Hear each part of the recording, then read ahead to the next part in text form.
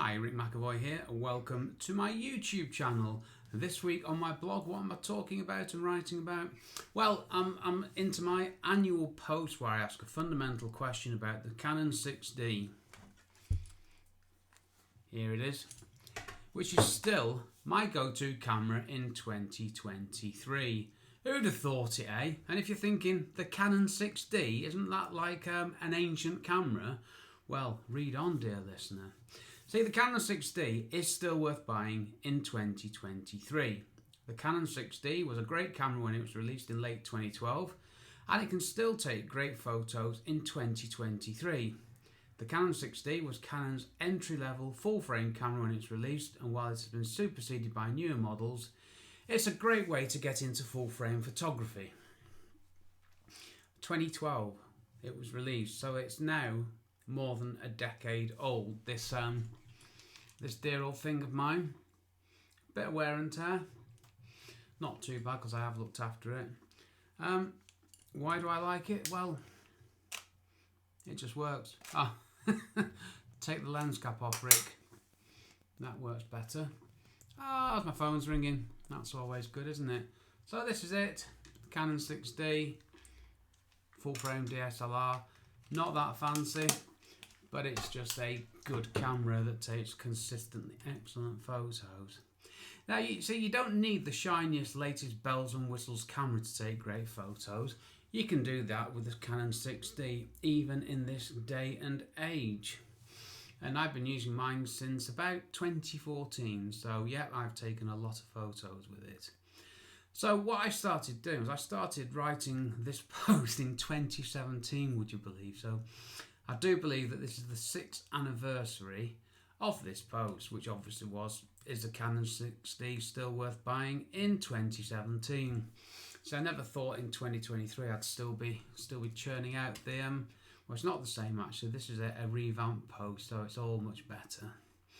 So who am I? Well, if you don't know who I am, I'm Rick McAvoy. I'm a professionally qualified photographer. I'm an associate of the British Institute of Professional Photography. Now, I'm also a chartered builder, so I'm qualified in construction and photography. So it should be no surprise to you that I photograph buildings, and that's about it. I also photograph nice places and buildings in nice places. Other than that, that's what I do, and that's what I talk about, and that's what I teach. Like I say, this is becoming a sort of an annual post, which is nice. And am I going to be doing this post in 2024? Well, I'm not sure, to be honest with you. There's a part of me not expecting to, because there are things happening. It's mainly to do with well, it's my eyes, because this is the screen on it. It's not. I'll just turn it on. That's the LCD screen, you see. It looks quite big there, but it's not the biggest and it's not the brightest. Got no memory card in, that's why there's no photo. And that's causing me a problem because, as you might have gathered by looking at me, I'm older than 30. So my eyes are proving a challenge. But let's get back to the blog post. So what did I have before the Canon 6D? And this is the 6D Mark I, by the way. Not the Mark II, which was, it was an improvement on the 6D, and I'll touch on that in a minute. But before that, my first full-frame camera ever, I guess I miss it in a way, Canon 5D Mark I. I upgraded that to the Canon 6D Mark I when I had a problem with the camera. So I'm not one of these people who just goes out and buys gear for the sake of it. Now, I used to be, back in the day, I used to have every bit of kit you could imagine. Sorry, I'm a bit creased there, aren't I? There you go. That's no better at all, is it? Yeah, I used to love gear and buy gear, and that was pretty much all I did was buy gear. These days, I stick with what I've got. So, a couple of highlights from the blog post, which you can read at rickmcavoyphotography.com.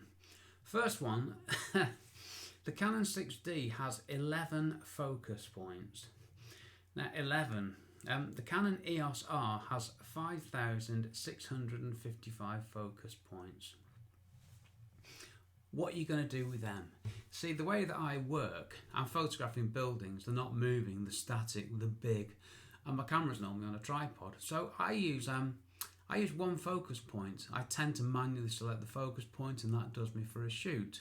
And I normally focus, general rule of thumb, about a third of the way into a shot, which at 17mm focal length on a full frame camera gives me all the depth of field I need. So yeah, 5,655. Well, the reason I'm talking about this is, am I missing out on loads of tech? Well, I've got a 10-year-old camera. Do I care? Well, not really, because the tech I'm missing out on is another 5,500 focus points. Do I need them? Not really. I mean, I'm sure that there is a benefit in them. I'm sure that if I had them, I'd love it, but not really, no. Back button focus. I mean, I talk about the things I like about the Canon 6D. First and foremost, it's the ergonomics. I just hold it and it's natural. Fingers on the shutter release. Oh, I don't use a wrist strap. I don't use a neck strap, sorry. I use a wrist strap, by the way. So I can hold this. I can walk around with it in one hand, and I've only dropped it once. It's just well designed, well made, and it's got an excellent quality sensor. Now, if you check reviews out on the internet, you'll find lots of people saying lots of things about the Canon 6D. It's no good at focusing in the low light. Low light performance isn't great. You get too much noise. Never experienced any of those. See, I'm shooting at ISO 100 most of the time. My camera's on a tripod most of the time. I'm photographing things that aren't moving most of the time, so it works for me. And that's one of the recurring themes of this blog post and the blog posts since 2017. The Canon 6D Mark I, it works for me. It helps me to take great photos. Now, I'm not saying my photos are great, but great quality technical photos. Obviously, what I point the camera at, that's down to me, not the Canon camera. So that's why I am sticking with it. Now, a couple of other features. It has Wi-Fi, which I use once in a blue moon, but whenever I use it, it's dead handy. I'm sure every camera these days has got the ability to do that remote release thing using Wi-Fi or Bluetooth or something fancy. It has a GPS built in, which is brilliant because I photograph places all over the world, and I go back to my Lightroom catalogue. I wrote a blog post the other day about a photo I took in 2008.